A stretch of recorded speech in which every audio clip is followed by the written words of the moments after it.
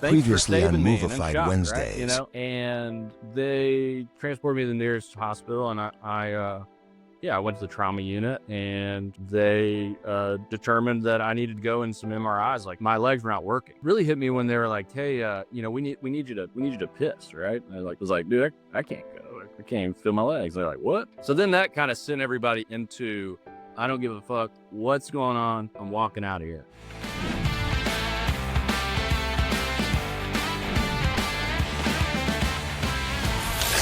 Welcome back to Movified. I'm your host, Mark Hirschi, owner of Salmon's Moving and Storage, located in beautiful Vancouver, British Columbia. And it is Movified Wednesdays. We are in the presence of the great one, not Jacob Greer. Of course, we're talking about Jacob Greer. Six-man movers out in Nashville, Tennessee. The great one. Back again for another episode. We're going to go deep with him today. We kind of felt like we did the surface level. We talked about the business. And then, of course, my co-host, Stephen Reed with ReadyRolls.com and Big League Movers out in Memphis, Tennessee. What's up? Well, it's hot and sweaty out here in the cave. You know, it's my air conditioning's out again. Got to get that worked out. Went out today, end of July. It's hot.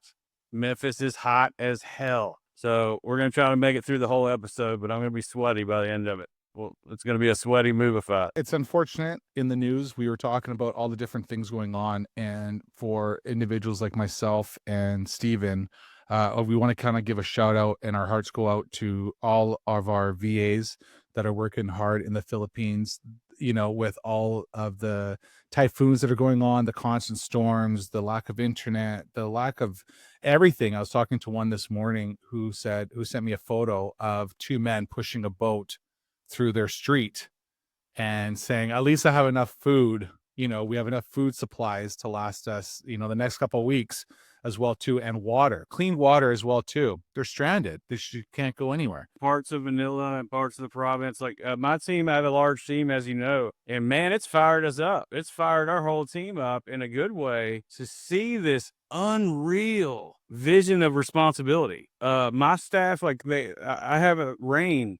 I've often said on this podcast, Rain helps with dispatch. Now she's helping the executive assistant for sales, and she has water up to her waist in her downstairs. She's moved everything upstairs, right? And this was at storm 1. Then they got hit with storm 2, storm 3. She's not missing a beat.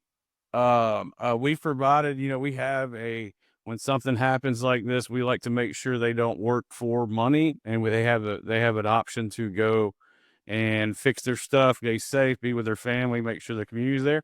And Rain's not skipping a beat. I think she's missed 2 hours, and she's the most driven, motivated person in the sales room. So it's fired us up and said, you know, man, that's a totally different perspective, and it makes us look at leads a little differently. Like, we're not clocking out. We need this lead. Rain's pumping the team. So shout out to Rain.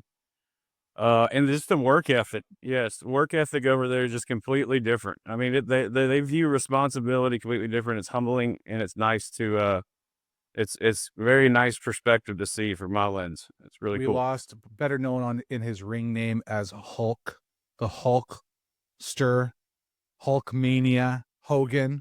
Also as a part-time mover. So, you know, we do want to give a shout out to him. No, I don't think he was a mover. But, you know, for all those, you know, we kind of, it's funny, we logged in there and I said, Steven, this isn't your typical Big League Mover shirt or Ready Rolls t-shirt. What are you sporting today? My buddy, Jeff Howard, he has a realty firm here. We work together with him closely. Big Hulk Hogan fan. We bond with that, kind of make some jokes and have a text. You know, wrestling fans, we're closet, but Jeff Howard and I are not closets, wrestling fans. Right, proudly. And so he made this cool shirt. All the proceeds of everybody that bought the shirt went to charity here in Memphis, and I wear it proudly to honor Hulk Hogan today. Maybe not Terry, but the character of Hulk Hogan. And as I was a child, giving me the confidence to eat my vitamins and say my prayers, and that's cool. Saying my prayers, you know, and hey, I didn't take any crap from anybody. You know, my brother was Andre the Giant.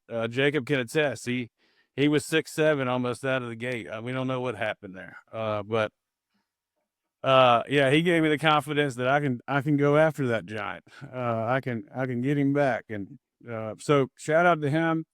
I was with Jacob and I mentioned this week we were talking since then and just kind of talking about, man, like it was, I feel like I've lost Hulk Hogan a little bit. I've done this twice now. Like when he came out and they found that video and he said those things and we got to see a guy in a bad light that was, it was a character of all of our childhood. I feel like he died a little bit to me. I've already went through this sadness, right?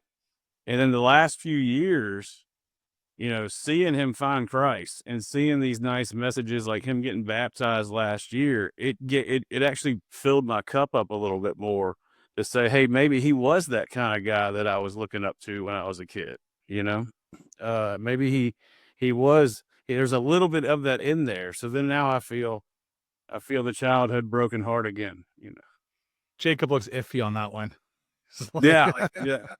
Enough about Mr. America, the Hollywood Hulk Hogan. Today's episode, and the reason that we appreciate Jacob coming back on here is all of us as business owners, we hear it all the time, right? We can probably build a small playbook on the amount of excuses. Whoa. I thought this was 100% about Hulk Hogan. I didn't get the memo. I thought wrong podcast. Hold on. I got to go to a different room. Yeah. No, sorry. Yeah. We were going to do that one for the next episode, or was that supposed to be this episode?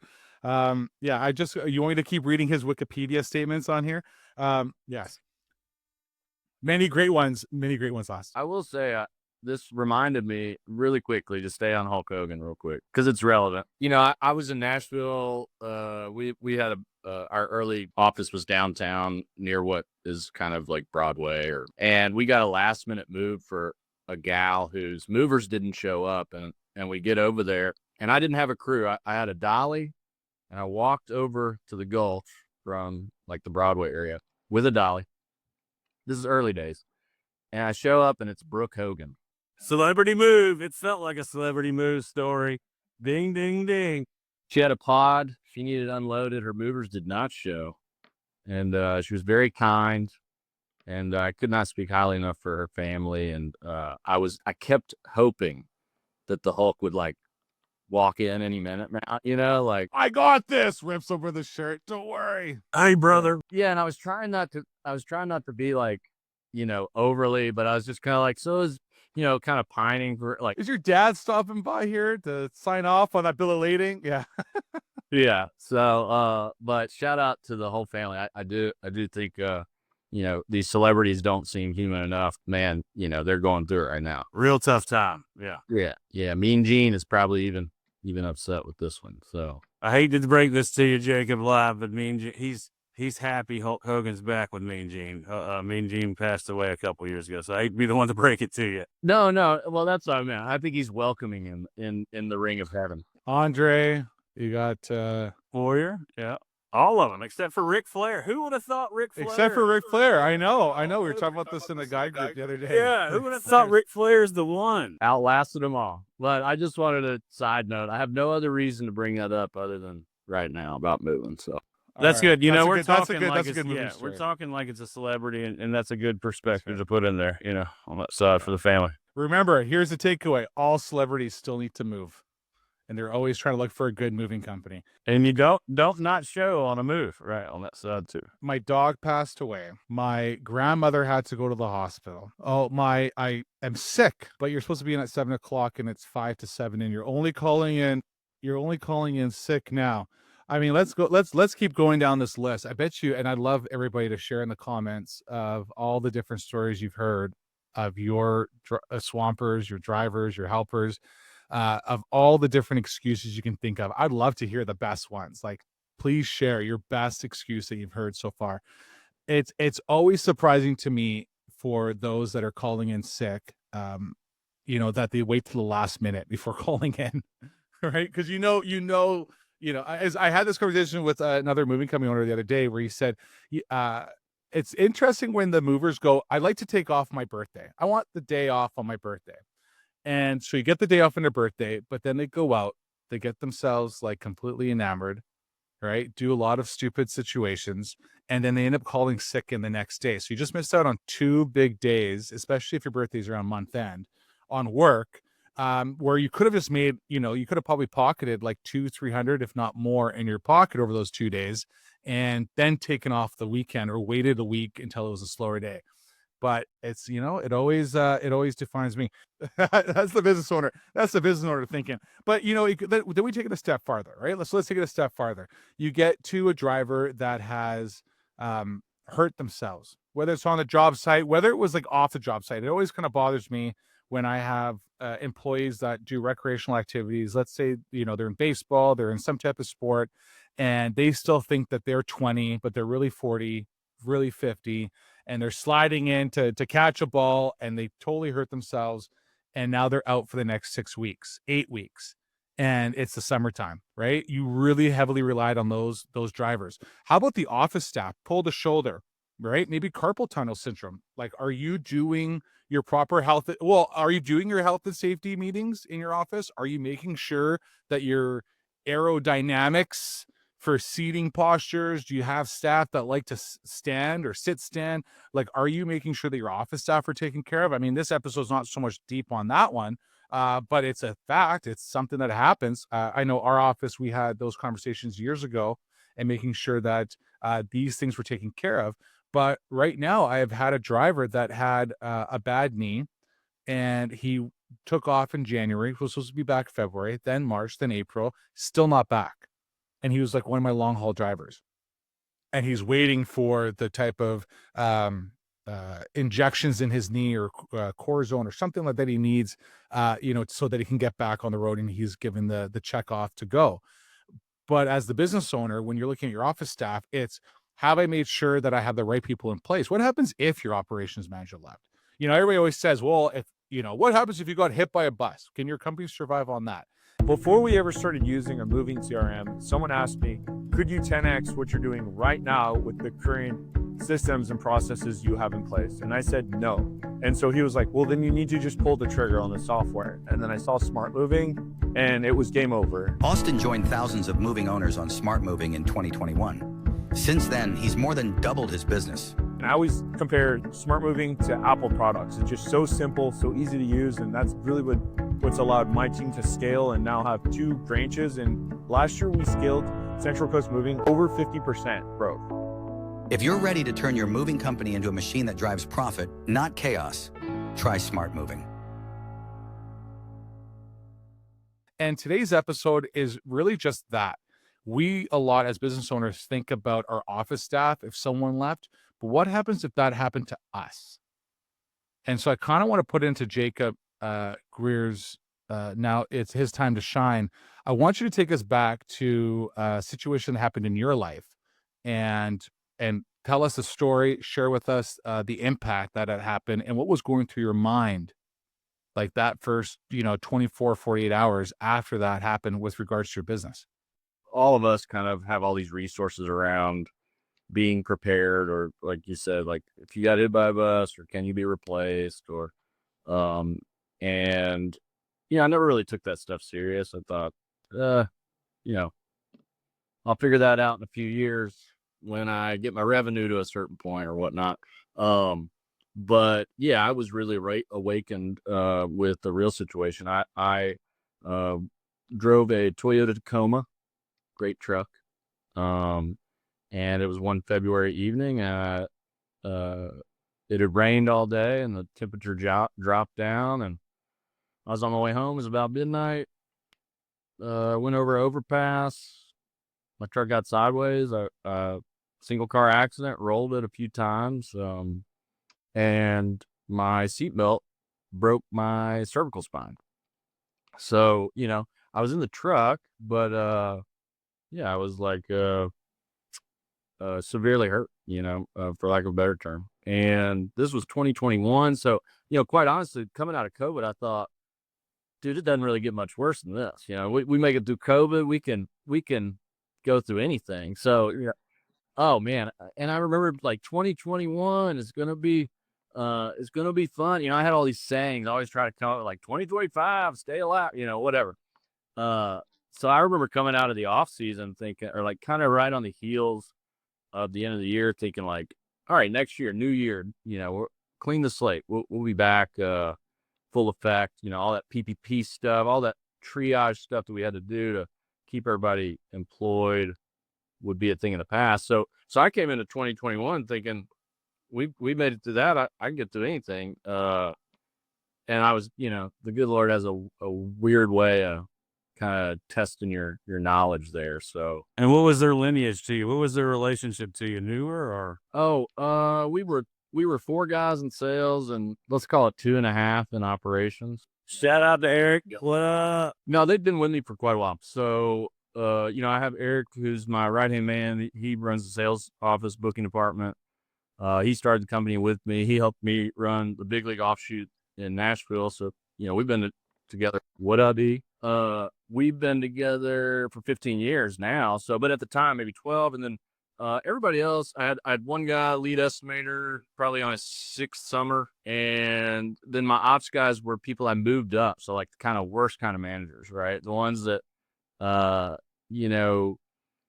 think they can manage because they were good at moving type kind of thing. And one of them was operationally the guy who was running my kind of the departmental right hand man and dispatching and closing out all the jobs and stuff. He was in his 2nd summer. I was pretty lean.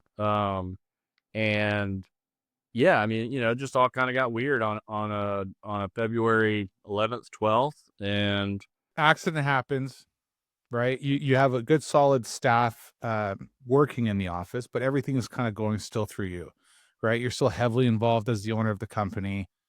You're in this accident. You're now in the hospital. Like, what's happening? Yeah, What's did that you first go week through like? where you? I know the answers, but where you? I see you. Tell us about you had to teach me about the injury. You had to learn about what happened to you. So tell me a little bit about the injury. And that stuff. What is that? What does that look like in 48 Yeah, hours? Jacob, you have saving to your life? remember that yes, Steven knows everything, but everybody that's listening has no idea. So let's Yeah.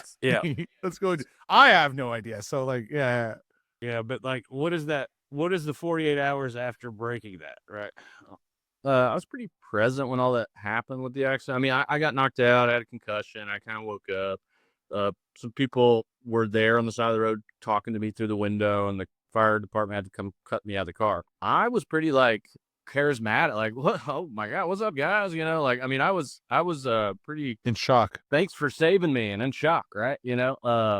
And they transported me to the nearest hospital, and I went to the trauma unit, and they determined that I needed to go in some MRIs like immediately. I couldn't, my legs were not working.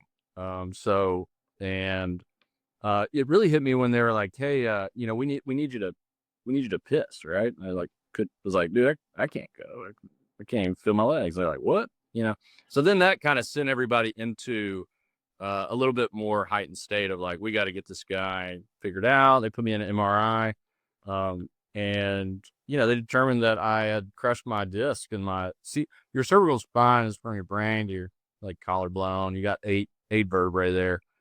And my injury was cervical spine, level 5, 6, 7. The 2 discs in between 5 and 6 and 6 and 7 were crushed, and they had disrupted my spinal cord. So, the need or the immediate need was like, hey, we've got to operate immediately, and we need you to make some decisions pretty quickly. And at this point, I'm on like whatever pain meds they put me on that I could actually talk to them. And How many hours is that? Is that within 24 hours? oh man, I was the wreck was around midnight, and they operated it that morning, so it was about a 6-hour stint. Emergency surgery. I talked to the surgeon, and I said, he said, hey buddy, we're gonna have to operate on you. You want me to walk you through the surgery? And he kind of told me it's called an ACDF. They go into the anterior where they go in the front, and they open you up, and they pull all your little broken discs out, and they put 2 new discs in, and then they fuse it with a piece of titanium, and they drill into your vertebrae, and then they your 3 vertebrae are kind of stuck together like that, for the rest of your days. And I said, well, doc, well, what's, do I have to have it? What's going to happen if I don't have to have it? He said, well, you'll never walk again. I said, okay, well, go ahead and scrub up. Let's get on. Scrub up, man. I didn't even catch your name, man. What's your name? He said, I'm Dr. Miracle. No shit. And I thought that was a pretty good brand, to be a neurosurgeon and your name be Dr. Miracle. Different spelling, but Is it literally? Is that his? Yeah, but it was Dr. Miracle. literally his name. That was a little comforting. You got a little bit of comfort in that introduction. Yeah. I thought, hey, this guy's, I'm gonna listen to him, right? So, I called my parents. I remember calling my parents, say, hey, what's up? It was their wedding anniversary. It was a shitty phone call to get it. They're in Memphis too. So remember, Jacob went to Nashville kind of on his own. His sister lived there at the time. It still does, I believe. Are you a mover looking to make an impact? Discover Moving Letters AI and join the ML Plus Club today. Elevate your customer engagement with the personal touch of handwritten letters. If you want to take your company to that next level, it's the only way to subscribe. If you're doing anything but Moving Letters AI, you need to get on it. So it's going to take your business to that next level. You're going to see an increase in that revenue. Let's go. I highly recommend using this company. They're amazing to work with. They even send you an email on how much work they're producing for you. Don't miss out. Join the revolution and start making moves that matter. Put a golden damn ticket in there with Moving Letters AI. Being found on the second page of Google is literally like having a billboard in the middle of the desert. Your mama ain't gonna see it. No one's gonna see it. You're on the second page of Google. No one's gonna call. No one's gonna book. Here is the deal. Your business is not ranking on the top of Google. That means your competitors are going to be stealing your customers every single day. So at Rotate Digital, we don't play any guessing games. We use data-driven SEO strategies to make sure Google finds you first so that these Google searches turn into your customers, not your competitors' customers. How do we do it? We do it through AI-driven keyword optimization, exclusive blog networks, backlinking strategies, and honestly, the secret stuff, the proprietary lead attribution software. So what do you get as a result? You get not only good marketing, but now you get clarity into what is bringing you more revenue. So if that's something you want to do, you want to make sure your leads find you and not your competition, go ahead and go to rotatedigital.com, schedule a call, and we'll help you take your business to the top of Google. Yeah. So my family's in Memphis. They're 4 hours, 3.5 hour drive, so I needed to inform them what's up. And that's a weird phone call to get. I think they're still dealing with their trauma around all this, 4 years later. And, but I said, hey, I'm all right. I was in a car wreck. I'm okay. I'm going to need some surgery and, y'all need to get up here. Right. So, they were there. They got there right before I went under anesthesia. So they got to see me and kind of, say, hang in there or whatever, get them, Tiger. And, when I went under, they were going to put me in a halo, which is basically a cage for they put in a couple screws in your head. So I'm kind of thinking I'm coming out with screws in my head and I'll be in this halo for a while, but the surgery went well enough that they didn't have to put me in the halo. So I came out, I'm in the ICU. I was just in a brace, like a classic neck brace. And so I thought, hey, like, this is already going better than I thought, right? I'm going to be out in a week. Yeah. Yeah, I'll be out in a week. Yeah. So, I spent a few days in ICU. Shout out to TriStar Medical Center. Those people put me back together. It gets a bad rep out there, but I have nothing to complain about. Everybody there was kind and awesome. And I stayed there for about a month, so I went to basically the regular rooms until they placed me in what you call inpatient rehab. And I could not walk, could not move much of my motor skills below my chest area. And really the question was I going to be able to walk again? They just couldn't. You never really get great answers from any doctor when it's like that, because they don't want to put some expectation on it that they can't meet. So you're just kind of unclear what's going to happen.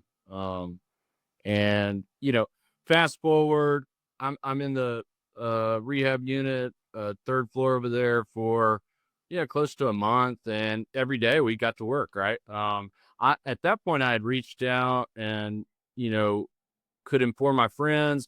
Zoom was still a thing that we were doing. I want to mention a friend's perspective on that side. Like, keep going, but I want to chime in here in a minute. One of the blessings when you get injured like that is you learn how much love there is for you, and all the people that needed answers or wanted. And my phone was broken in the car wreck, so no one could get a hold of me, right? Which, hey, I got to give a shout out, parents. They're these are the best parents ever, except for my parents. These are like my second parents. Shout out to Jacob's parents, but they were keeping us as friends informed through the process. Why they're so worried, right? Why they're going through this is they did an amazing job. So they were really doing a really good job of keeping us informed during that time. Yeah, I think it was cathartic for them. Takes a lot for one person to, especially to go through that type of trauma and kind of, come out of the surgery very optimistic, right? A lot of times if the depression hits, your brain's going through all kinds of different emotions, everything else. And, listening to you where you're like, yeah, I came out of there kind of going, all right, cool. Like I'm going to get back out of it. Great. I'm going to be in a month in rehab, but hey, let's get these Zoom calls going. Business got to, carry on as usual. As friends, we were so worried there. about brain damage as friends. And that's where I kind of want to lead into Jacob's Zoom call. So as friends, we were like, all right, we don't know what we're dealing with. We're going to be encouraging no matter what. We want to be there for him. We're so excited he's alive. What are we getting into? What are we don't want to be surprised about anything on this Zoom call. Right. And Jacob came and said, hey guys, I've been thinking about this and I wanted to go ahead, and he gave us a full 5-star presentation of what happened to him as his understanding, so we could all understand. And we were like, that's Jacob. His mind is as sharp as can be. Yeah. Well, I'd hit my head pretty hard. I had like a parietal concussion. So, I think my parents thought like he's just kind of loose screws, this optimism is, it's going to come home, it'll hit him later or something. But, yeah, I mean, so, well, something to mention too is it was COVID rules in the hospital. So you could only have one visitor. So no one could come visit me. My mom was my designated care person that could come in, and, she was so awesome, had a binder, would record every conversation, write everything down, all the doctors and stuff. And yeah, when I finally kind of got to a place where I could get my, social energy up, we put on a Zoom call. I had all my buddies jump on there and just basically just say, hey, I'm going to be all right. It's going to be a long haul, but we're going to get through this. And I have a business forum. I'm in the EO of Nashville Entrepreneurship Organization. We get fined if we miss. We have 12 meetings a year and we fine each other. Like you have to buy the tab and all this stuff. And I still did not miss my forum. That's how much I care about that group. And they also thought I was nuts, because they're like, you got a good excuse. Going back to the entry of this podcast, I wasn't calling out to shit. Right. And I think that's, what I needed at the time to stay in my lane and kind of, create some drive to get through a pretty difficult situation. If you're considering Snowball, just do it. Snowball creates done-for-you referral programs for moving companies so you can turn happy customers into new revenue without lifting a finger. And the results speak for themselves. In less than a year, we've collected over 2,000 referrals. We generated over $200,000 of revenue that cost about $5,000 to do it. I believe we had 4 or 5 the very first day. The companies winning with Snowball are the ones that already care about their customers. We just help turn that into new business through human outreach and customer nurturing. Snowball is part of the arsenal of tools that I recommend to my clients because it works. How fast did you start noticing things slipping within your business, not being in the office, and what were those items? Yeah, how was the office doing? How'd they take the news? How were they being informed during this change out? Yeah, I didn't really have much contact. I had contact with my right hand man through my parents, right? Because we're buddies too, and so I didn't, the first few weeks I just kind of first couple weeks, look, you are like when you do a strength test on your grip and you squeeze and you can't and you have 0 pounds of pressure, like that's your starting line. Or, I was wheelchair bound for 20 days. I'd probably some other things I won't go into, but like We get it. Nerve pain. Yeah, you like nerve pain, right? You had a lot of nerve pain that was you probably still have. I understand. nerve pain is a weird one. So you're dealing with that. So I had kind of said, to my parents, like, hey, call them, tell them I'm fine. Give me a couple weeks. Just let me focus on my recovery. And then I talked to them maybe 2 weeks out of just kind of same deal. Hey, I'm okay. I'm alive. Thanks for holding it down. No expectations. Do your thing. Just do your best, right, guys? It doesn't matter. And you asked like when I started to notice. But there's two things I want to bring up here. One thing is I had drafted a deal to buy a business before this injury. I don't know if this pain meds or what, but I kind of came out of there going, I need to finish that deal. I need to sign that deal. Like we need to, I need to buy that business so I can get going, right? Still in motion now. That's nuts thinking about it, right? Like back even now, I'm like, what the hell was I thinking? But I think it was for me, when you have a perspective shift, like an accident like that, it really does reshape. You are not the same person coming out of something like that you are. And you also get to learn about your default character. Like, who are you really? All these things that we get thrown at customer service jobs and stuff, we do a pretty good job of figuring out who we are. But maybe the blessing or curse is you get to find out, well, who are you really? What are your values set? What's that default going to be when you're in, the shit, let's say. And I'm sure military guys. What was it for you? I found out I'm an all right guy, straight up. I mean, I Great answer. A damn good guy. Damn good guy, officer. I was waiting for like something deep, and Jacob's like, I found out I was a great guy, actually. Everybody loved me. The nurses loved me. Everybody was great. I was like, man, I'm actually brush off my shoulder. I'm doing pretty good. Yeah, you don't want to toot your own horn, and I think like, yeah, you're going, man, I guess if I treat people with kindness, on your daily life and all that, when things get really rough, you really don't know who you will become. And I think a lot of that is my parents and upbringing and values set and all of that. It's not, it's programming, right? And my dad's like, kind of old school coaches in the back of your head, like, don't be a bitch, get through all that. That's more coaches than my dad, but like, yeah, all that runs in the background, in default. Listen, son, who needs those discs? You'll be fine. Get up and just get out there. Tell your legs they're a bitch. Slap them back and forth. Get up and walk out of here. Yeah. That was really important to me too, is to get a goal set, right? And that was it. I'm walking out of here. I don't give a fuck what's going on. I'm walking out of here. I remember you telling us that on that call. I remember you telling us that. Yeah, and I think the mind is pretty powerful, right? I mean, I think the time they really didn't know. Neurosurgeons can't tell you, and all that to say is like kind of circling back. You asked like, when did the business kind of? I mean, it was February, dude. I usually take February off. I was literally going. Good time to get into an accident for sure. That weekend I was supposed to go to Montana for a month because I go snowboarding and I was going home the last Friday before my vacation. I'm going to get my bags packed and then I fly out Monday. I'm out of here, so my business was kind of prepared for me to leave on vacation. So you have things in place where it's, hey, you know what? Checks need to be signed, things need to be done, electronic signatures, things that as the owner that kind of get passed over to you has already been delegated. You already have this in place within your organization so that if you are gone for a month, a lot of the stuff can be done through email. I mean, COVID sure helped a lot to systemize things a lot, but you kind of already had this in place.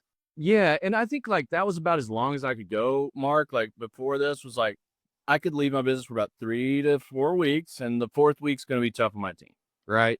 That's kind of about as good as I could get it. And cash flow management for a moving company in February is also like, you're still, I may be in Montana, but I'm logging into my bank going, are we going to make payroll? So that was the kind of premise of what they were prepared for me. So I think that definitely kind of helped them because it wasn't a huge adjustment of like, hey, he's not going to be here and we don't know when he's coming back. It was like, hey, he's not on vacation. He didn't go to Montana. He went to TriStar Medical Center, and we'll see when he maybe comes back. Now, I notice when people go on vacation, there's usually two rules. There's the rule as the entrepreneur and business owner that says, hey, I go for you aren't contacting me on email. You're not contacting me on phone. I am away from that scene. I am with my family or I'm on a personal vacation and the business is running on its own because I've set it up that way. Do not bother me. I am on a do not disturb call list. The others, more like myself a lot, is always, look, I'm going away. I'm out of town for 2-3 weeks, but you can always reach me on a phone call, through text, through email. You're still you have that out of the office email in place, but you're still checking your phone.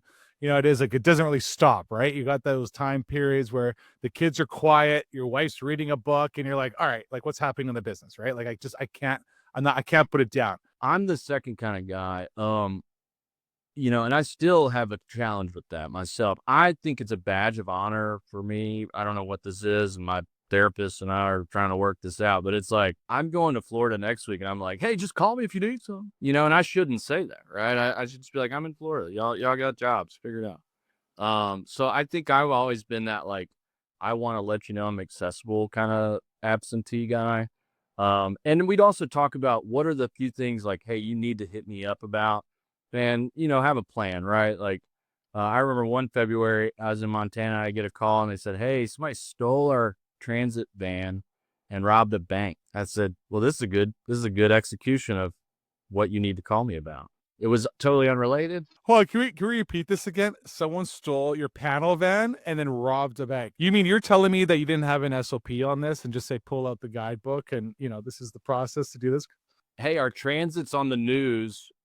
And I will say the news covered it well. They said, hey, the moving company was totally unrelated. They were a victim of the crime too. Appreciate that. Yeah, I mean, that was previous Februaries where I think my point is like extreme versions. Call me. Let me know what's going on. This is my business, my baby. I got no kids. I got this, right? So I really held it close. What would you say to those, what was some of the takeaways? Because, for me, what I'm hearing is a lot of things were done right. I mean, we never, prey on anyone to get into a type of accident, any type of car accident, or hurt themselves or injure themselves in any way, especially when it's going to be a long term, right? Where it could be detrimental. There could be a situation.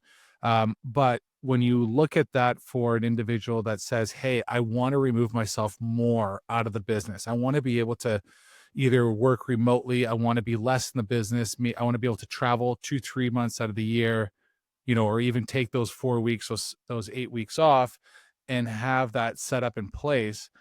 You kind of had a lot of the foundation in mind. I mean, had this been July when this accident happened, things would have probably been a lot differently. You'd have probably had to look at things a lot differently and quicker reaction times because, we all know February's not as busy, not as slow. You're probably running half the fleet. I would say, like, if you're asking me, like, how to get there, I'd say stair step it, right? Like, really test if you can even do it. We are typically the ones that have the most challenge with it than our team, I think, that I've found. I would say, like, how I got there was, like, it started with a couple-week trip in snowboarding when the trend's down. And then, and then over the years, hey, that 2-week became a 3-week or, and that was my threshold of comfortability, right? So I think just even testing it and seeing how you react to it and is important. And then in July we probably could have outsold the problems that would arise. In February we couldn't do that. So I think there's also like different sets of challenges around it happening in a February, March, April. Those are what we call like X factor months for us, where it's like, hey, are we gonna these 3 months kind of make or break our year, truthfully. So, to circle back to do the weave, as Trump would say, back to like what you had asked of when you noticed things. I think one of my biggest problems identified when I was in the hospital and I was in the rehab unit still was I was looking at my numbers. I'm logging in. I got my Chromebook. I'm logging in. I got a bunch, in between rehab sessions. Like I'm just on the computer. Sure. I'm in Smart Moving. I'm checking it out. Yeah, yeah. He had a little setup. He had a little tray set up, rigged up. Yeah. Oh yeah. Yeah. Yeah. Yeah. Steve even brought me like my own little like desk thing you could wheel around. I noticed that my lead volume was down. Like February gets ghost town anyway, at least for most. But I noticed my lead volume is down, and my biggest my biggest oh shit moment was I realized our website leads weren't coming in, and it was like 16, 18 days broken. And that was the rude awakening of, whoa, my team is not, they don't get it. I told you to let me know if you need help. But there wasn't an awareness built around that. I know how many leads we're supposed to have historically. Someone else didn't. Even my right-hand guy was like, I just thought it was slow. It was no fault of his. But yeah, we looked into it and we go, I'm going, oh my God, our website leads weren't coming into the CRM. And I quantified that. I mean, it's $100-something thousand at the time. That was really big deal. That's at any time. At any time. I mean, like at the time. I mean, now we do $1 million a month, but like that's still a big deal. It's hang on, don't get it wrong. Don't get it wrong. We are not that well off at this point. But I think to quantify something like that, it's like a couple hundred leads that you didn't get an opportunity to quote in your slowest time when your guys are going, I'm ready to work, boss. That was my rude awakening of kind of reinvigorating and going, okay, hey, we're gonna have a strategy. We're gonna have a come back to work plan. Here's what we need to do. And so I think it was good that it happened early because it really, kind of raised awareness of how unprepared we really were. Everybody was nice and cared and didn't want to bother you, right? You're dealing with something that's life changing. So, but at that point, I kind of gave myself, I gave myself a plan. I educated the team of the plan. I had decided 6 months was what I needed. I was in a neck brace for 6 months. So like, that there was, the bones have to fuse and they have to be stationary for a pretty long time for those screws to actually, get, into your vertebrae. So that was my line in the sand where I said, okay, I'm going to stay out as long as I'm in a neck brace. I'm not going to be at work. We recently hired Ready Rolls to help us with hiring some offshore help, some DAs, and they've done an amazing job. They found the perfect candidate for our company. Not only that, they helped answer the questions that we had about the process. Initially, hiring a BA can be a bit intimidating, but they answered all the questions. It's been an amazing experience. Our BA has been a huge part of our success thus far. We're actually in the process of hiring a few more right now. Definitely see them as doing keep hard on our load and reaching our goals in 2025. And another game changer for our company. I'm confident to be a game changer. Visit ReadyRolls.com. There is now a better way to scale. Was Jacob's orders, that was knowing himself, that was parents' orders, that was friends' orders. Jacob is a mover. Like there is no way that he can be at 6-man movers without picking up something or doing something automatically. So that, yeah, he's a pacer, he's a doer. He's always shifting things around. So that was something that he had to know himself. Like, I can't be in that environment. I know that too. Yeah. To bring back that weave, and you talked about it earlier, when someone as an owner goes, okay, I've been working all the days. I'm putting in, 120 hours a week, and I want to start taking off at least for the weekends. Right. And then you start pushing into, I'm going to try taking off the week. Is there certain things that you would recommend that they should be looking for? Like you notice automatically, whoa, my leads are down. right? What's happening here? I'm checking the sites. Is there a couple key strategic moves when you're starting to spread out those days off that as the owner you should be having in place before you even do it? Like how would you trigger those right people of going, like I said before, who's signing those checks? Who's doing this? Do you have a second signing authority on information? Are you the only person that logs into the bank? Are you the only one that has access to this? When you think about when you said before, well, at least I could log into my bank, but does someone else have that backup? They always say, oh, I put everything in a safe, but if you're living with the password and no one knows where to find it because now you can't talk for the next month, do you have that backup plan? I mean, I think operationally, I'll talk more like, let's say on a deeper philosophical level, is like, everybody listening to this, get a freaking will together. Get an estate planner, and they will help you navigate that for maybe $500 to $1,500. And that's like the, oh shit, what happens to literally my LLC or whatever you're set up as legally? If I wasn't able to make I could communicate, right? When I came out of surgery, I could speak. My brain wasn't okay. But I think that like on a Murphy's Law, shit hits the fan. I had decided that my dad and my brother were going to be executors of my estate, and they're smart guys. They can figure it out.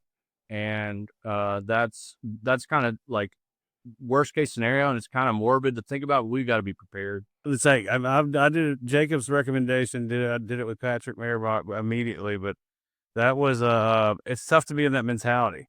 I'll share that kind of. It's a weird mentality. I definitely think you have to. Also, I highly recommend, and for those who listen, and this is not so much on a deeper level, but please don't select your best friend that still lives in your parents' basement to be your executor. Well, you try and find someone that that could handle your business afterwards. Yeah, I mean well, and operationally speaking, that's kind of like higher level, like peace of mind type stuff. I think like operationally, really like for me, it's helped shape the business that we're in now, where I have two departments. They're siloed out. I have an operations department. I have a sales department or booking department. And I operate my business like the EOS kind of style, where you have an integrator and I'm the visionary. But those are systems in place, and they were birthed out of reactionary to all this that I'm talking about. And what that did for me, Mark, is that gave me one point of contact in each side of the business that I could work through and work through them only. And, if I had a problem about, hey, where are the leads? I could go to the guy in the booking department and say, hey, this is something I was unaware that you were unaware of. I need to teach you how to be, get the pulse of the lead funnel. Okay. If it ever dips down below, this is, so for me, it was identifying the one person I could talk to about those things. Yeah, everybody just knew their box, right? That's everybody just knew their position in the org and not really how the whole thing functioned, right? Yeah. I mean, no, and that's me. That was me. I set that up that way, right? It was a detriment to how I set it up, because I thought I'd always be the one to kind of smell the winds of change or whatever. And then like the last episode, to kind of go back, if you've heard or haven't heard, go back and listen to Jacob's episode of Movified Wednesday in the past. But we talk a lot about the culture in the sixth man.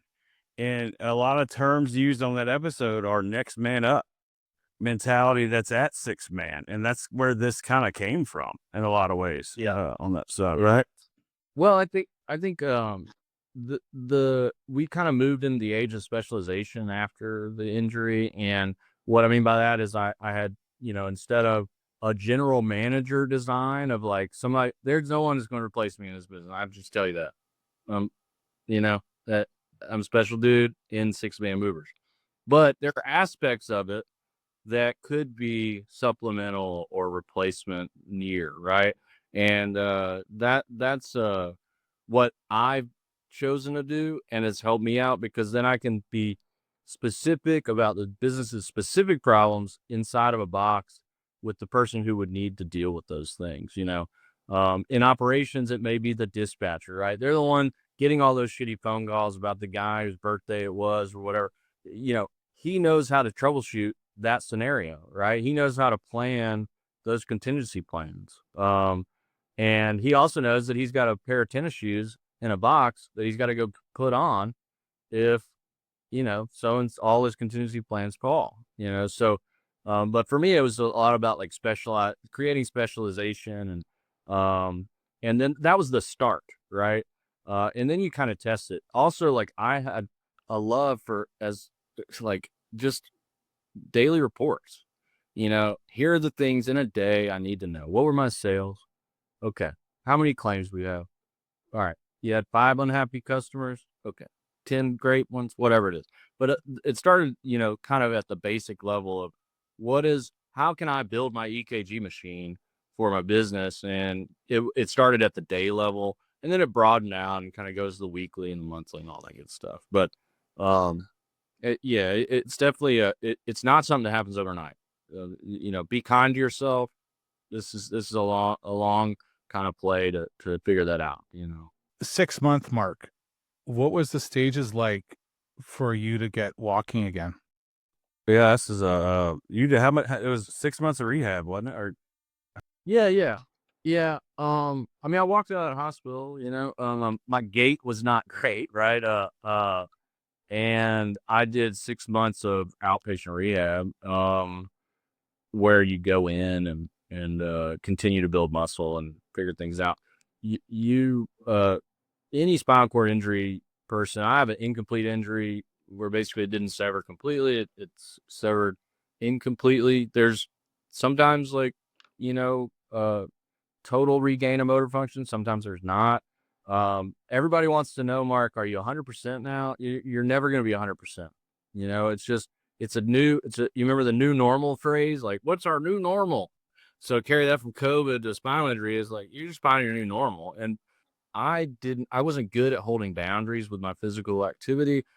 Now what made me probably recover really well over time is my athletic body, right? I've been moving for so long that these muscles they're ready to be firing, and, but it's definitely one of those things that, that is a blessing and curse because, getting back in the business, that was a big part of that is just letting them know, like, I got to have some boundaries around my physical activity. I'm going to want to do X, Y, and Z. You got to stop me. You work for me. That's what I'm asking you to do. And that's still pretty apparent to today. I mean, I obviously, it takes a long time to kind of figure this all out, and I'm still figuring it out. It's a lot of adjusting to how much energy you can actually give it, to your business every day. When you look back, what is something that you've changed in your life? I mean, you talked about you never look, things are never the same after you have a situation like that happen to your life. But, for those that are like heavily involved and deep within their company, what would you say to those that are listening and watching of where they should be changing their focus on, especially leading into like finishing off this summer, planning their goal for 2026? What is something that they could take away that, because some, people haven't lived through something like yourself or a tragic injury. Moving businesses are so people oriented, right? I mean, we got a heavy labor burden on our businesses, and it may not be somebody in the business right now that you can identify to rise up and be a leader, but I think it's very important to, when you start recruiting, that those are qualities you look for. And Steve and I have always kind of operated the same way where, hey, I do marketing Mondays and I think about business development on those days, and I do operations and I have operation days, and I've kind of compartmentalized my week that way. And I think that it's important to start to, just as you've coached movers on how to lift certain things or how to deal with certain customer interactions, it really is just taking a step towards coaching the other aspects of the business. Maybe not like giving bank account logins and stuff right off the bat, right? But like, it could just start with, for me, it's like, I really, really pride ourselves on taking care of after the sale problems, right? You have a problem, we mess something up. That's the difference. Never, hit the review or whatever, but it's like when we mess up, we want to make it right as best we can. So that was an aspect where I realized that's a skill and a value set that I have. I have to have someone else learn the skill. I have to transfer that skill. And I kind of started backwards, right? So I went from after the sale. And also that was kind of the one thing that would burn me out over time too. So it was like, hey, if I could figure out somebody I can teach how to deal with somebody who didn't have a great experience, then not only do I not get burnt out as quickly, but you know, I've got, like, let's say we have a heavy volume month, I got somebody I can rely on, and it's not all on me. And that's probably out of support of not just the physical boundaries that I had to have, but the emotional boundaries. Stress really, really messes with people with chronic pain. So you can't put yourself in these emotional kind of situations, or same for dealing with crews. Like, I used to really get involved with the crew when they were upset. I just had to, and I still do. I have to maintain a boundary that I maybe didn't have in my early years. But I look at it like the journey of the customer. Start with a piece of that, right? And for me, it was after the sale. Maybe it's before the sale, like courtesy calls, what we do. Maybe it's that piece.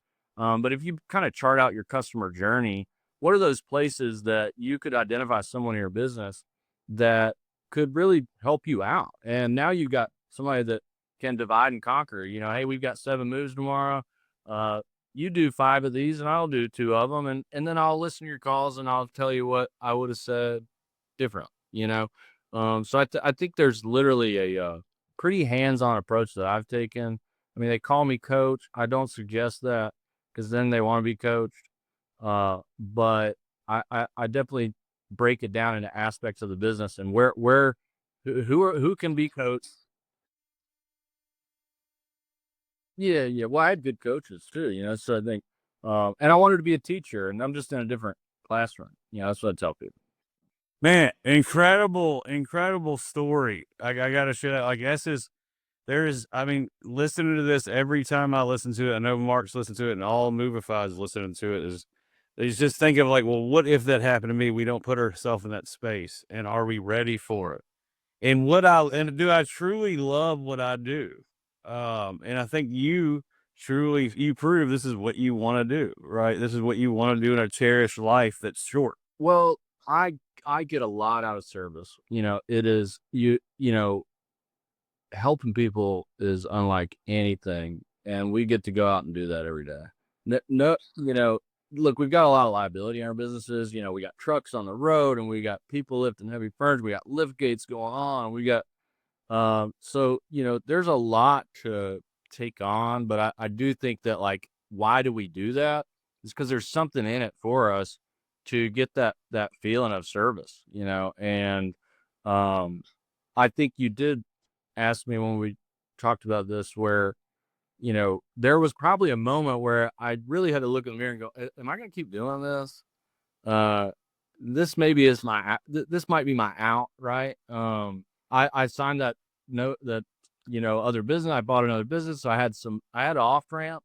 And I genuinely love this business. I love this industry, and it's fulfilling. So I think, for me, it ticked a lot of boxes. It's something that I tell people I'll do it as long as it's still fun and rewarding, and it is. I mean, I had a great mover meeting today. Our business has never had more qualified guys. And it's moments like that where you go, man, like, this gig's pretty good. But congratulations on that. That's a hell of a meeting to walk out of from that. Yeah, that's a good feeling. Yeah, it takes a village, though. I mean, look, we've also got new hires, Mark, that comes in. Some guys say, so you got this thing pretty seamless, meet. You really don't have to do anything, and it's like, this guy's 20, he's 22. He hasn't seen all the, he doesn't get the call in Montana when your van's being used as a bank rob. Like, he just walks in year 15 and says, you got a good thing going. So it's definitely a labor of love, and I think you get out what you put in this business, and that's for sure. So I like that aspect of it. I appreciate it. Thank you, Jacob, for sharing your story. It means a lot. I would love to have, those that, that are sharing, those that are sharing their comments to go, ask yourself, write down, grab a piece of paper right now and ask yourself, what would my business survive if something like that happened to me? If I had to take off for the next 6 months and I had very limited access to even my computer, to my phone, right? Because those are going to be your two access points to get in touch with your business. Could the business survive if they had limited access to me for the next 6 months? And what first things do I do constantly that I haven't written down or set up for my team that would cause failure? Where they're panicking, freaking out, and it could be like the smallest thing, because you constantly do it and you haven't written it down to figure it out so the rest of your staff are doing it. Ask yourself that and write down and sharing your comments what that happens. I would go ahead and add something to this too that would not only do that. No, you're not allowed to add. Sorry, no, you're not allowed to add. That was just my final thought. That was my only thing I'm allowed to say. There's no final adding. No, Jacob, go ahead. Go ahead. Go ahead. Hey, you can tell he's been dealing with me, Jacob. You can tell he's been dealing with me on this. He tries to do a sign off, and I'm like, hold up. God bless you, Mark. Seriously. All I was going to add to that is I think that is, it's such a big thing to think about where it's like, we're what do you say? We're too close to the trees to see the forest kind of thing. And I think like when you say like 6 months or a year, maybe that's too much, right? Maybe it's thinking on a shorter term, but I would, a lot of these groups that listen to this show, they have smaller teams or bigger teams, but they have a team, some kind of team. And I would take that same question that you're writing down and ask yourself, and I would go have lunch and say, it's been something I've been thinking about. Where would you struggle if I wasn't here for a month or two? Where would you need support? Or a week. Like we start with this, start off small. If I was gone for a week, how can I support you? I have more answers and direction than you could ever, because we're just like racking our brain. We're close to it. We're trying to, and I think they would get you a list really quickly, a couple of processes that you just totally forgot about. You said, "Oh, I thought you had that, man," or whatever. I do think it's a good opportunity to connect with your peers and your coworkers on, and try to make light of it too. It's not like if I wrecked a car or got thrown on a bus. I think it's more like, hey, I genuinely am valuing maybe taking an extra week off next month or 3, and I just want to put you in a place where you can succeed. What are some things I'm not thinking about? And I guarantee you they'll come up with a cool short list of things. That's all I got, Mark. That's gold. I mean, thank you for providing that insight to everybody. It's amazing what you've been through. The insight is valuable. We don't want to go through that experience, but we want to know the perception. What is that? Yeah. What is it? What does life look like after you get so close and having such a tragic accident? And so going back from Well, thanks, guys. I really appreciate it. I love telling my story. And anybody who ever has any questions, I had a few guys ask or reach out from the last podcast too. I'm always open. Yes, if somebody going through this that has a tragic thing happen in leadership or something like that, you encourage them to reach out to you. Are you passionate about that? Yeah, I have a very unique experience, but I'm always open to share. And my first name at 6namemovers.com. Anybody, in this community, I genuinely, want all ships rise. So, hit me up. Appreciate it. Thank you, Jacob. Always a pleasure, Mr. Reed. Go jump in that pool now. I'm going straight to the Alan Jackson pool, as Brian Slater would call it. I love it. Hey, listen, for all those that are watching, if you enjoy the show, we always appreciate you. We appreciate all those that watch and listen every Wednesday, every Monday, all those bonus episodes. We just love to keep this alive. And we can also do so by making sure that you're hitting that 5-star review or hit subscribe on YouTube, and like and comment, please. Reshare. Ding, ding, ding. It helps. It helps. I really appreciate it. I know Steven does as well too. If you want to know more information about Ready Rolls, you can check us out at readyrolls.com/movified.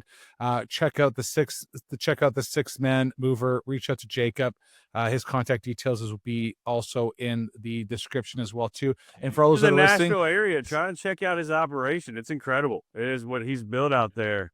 I know that's a more traveled city. I say that as a Tennessean right now.